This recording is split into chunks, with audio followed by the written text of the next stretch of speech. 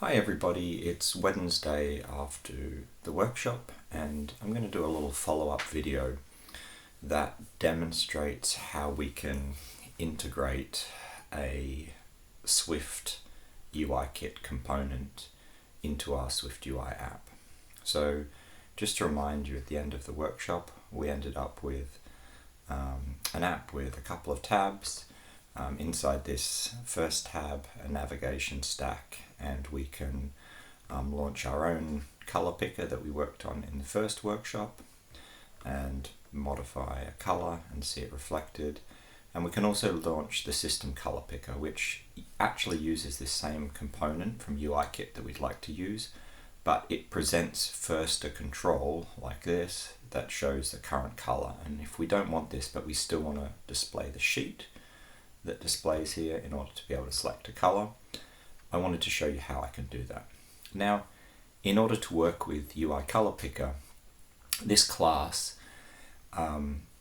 first we need to figure out how we can display a UIKit element within our Swift app, but also we need to deal with the fact that the way this communicates is it notifies a delegate, which is just a class instance that implements a particular protocol about changes. So if we go and look at this, the delegate protocol is called UIColorPickerViewController delegate, and it says by implementing the UIColorPickerViewController delegate functions, your app can react to color changes or dismissal of the color picker. So we basically need to implement a class that at least implements this method, ColorPickerViewController did select color continuously. So we want to see how to do that. So before we talk about that, or demonstrate that, I want to talk about protocols and delegates. So protocols are like interfaces in Java. They specify some number of properties or methods that a class must implement. Basically a blueprint, but they don't determine how it actually implements them. So the class that is the delegate for our color picker, we just know that it has those methods so they can be called, but it's up to that class to determine what it does with that information.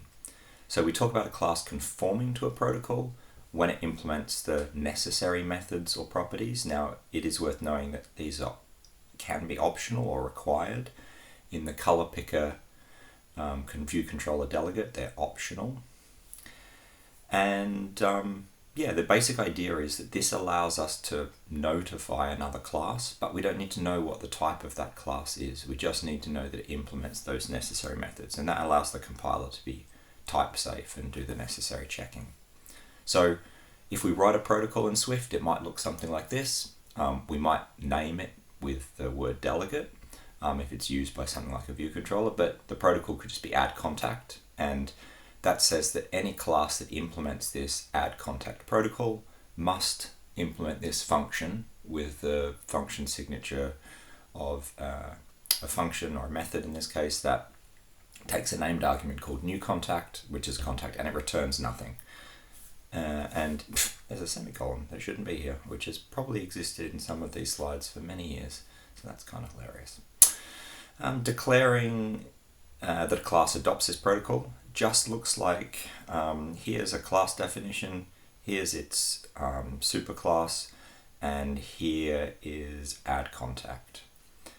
And this specifies the protocol that it conforms to, and then you must implement that method to fully conform to the protocol. And you can list multiple protocols here as well. So the basic idea of this is called delegation. That's hence the word delegate. We delegate some functionality to another class. So the color picker view controller doesn't need to know what to update in the interface. It just needs to specify this protocol that says it communicates some information, and it's up to the rest of your app to deal with that.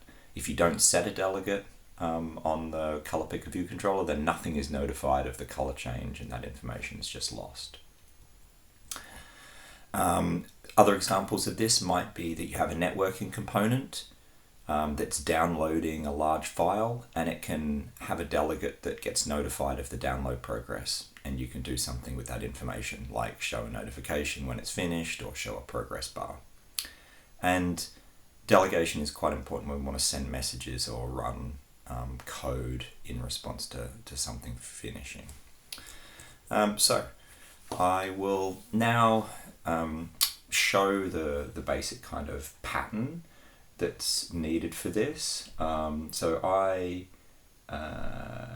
going to create a new Swift class. So we're going to go into here and we're going to say new file from template and say Swift file, and we're going to call this file native color picker. And I'm going to create this. So we have an empty file here, and I'm going to just paste in a bunch of code here, and then we're going to talk through what this needs to look like. So let's start here.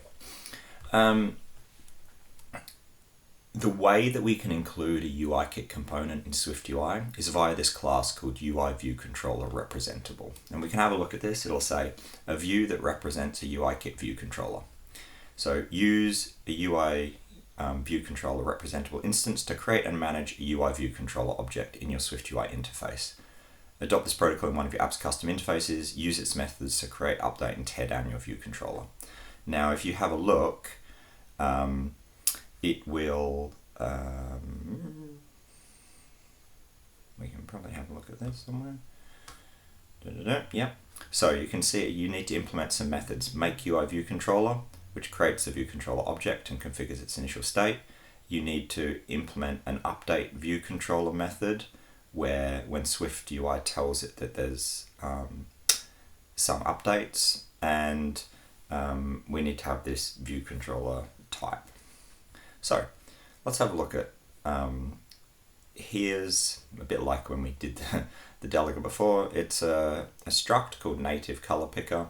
It implements this protocol, and we can see it conforming to it because it's got make UI View Controller and update view context, which are things that we needed. This is us just creating an instance of the color picker. We also specify the selected color and set that equal to this color property, which you see as a binding. So when we create, as we saw in the workshop, when we create a native color picker instance, it's going to, doesn't have any default value here, so it's going to have an initializer, which is going to take this color binding. So we use this information to configure the picker.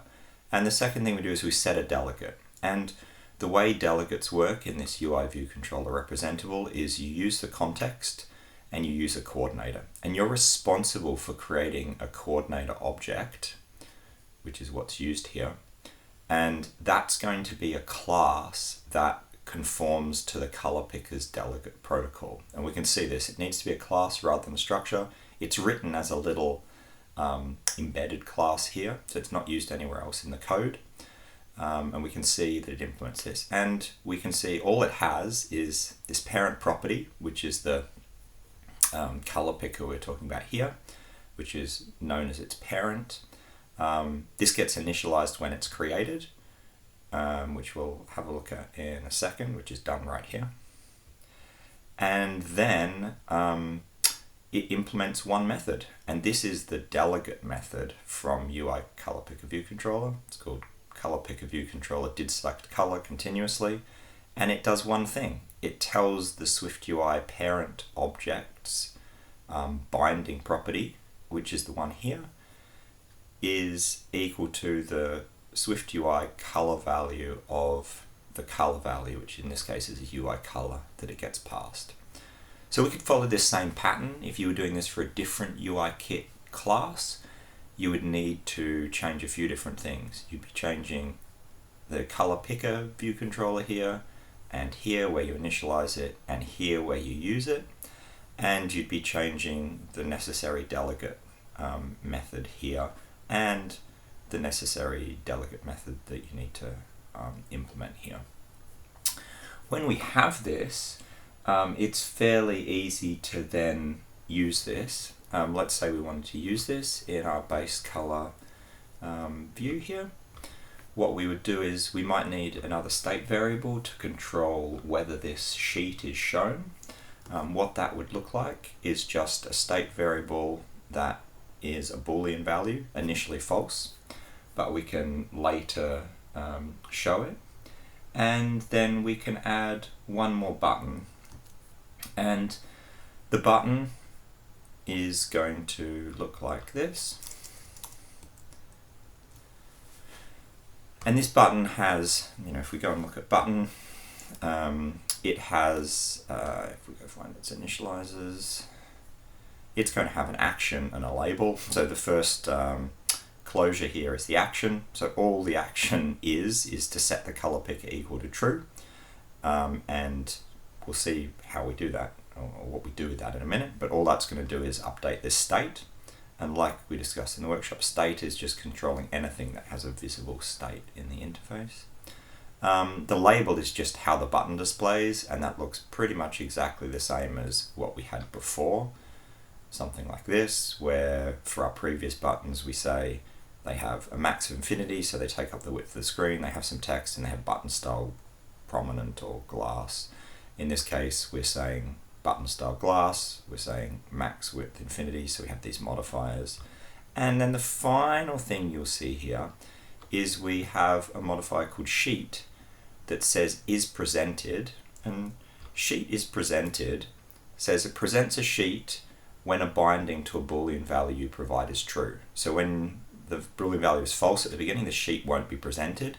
As soon as you change the state property to true, this sheet will be presented.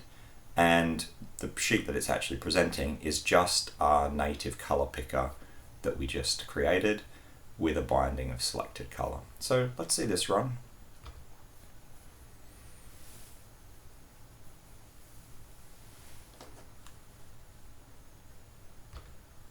So we can tap here, I can select a green color, and I can dismiss this, and we see it works. And we can see the old style one that we had before also works. Okay, so I'm going to finish that now. I will put this code up on Moodle, and if you need to, you can follow the pattern here to use this native color picker.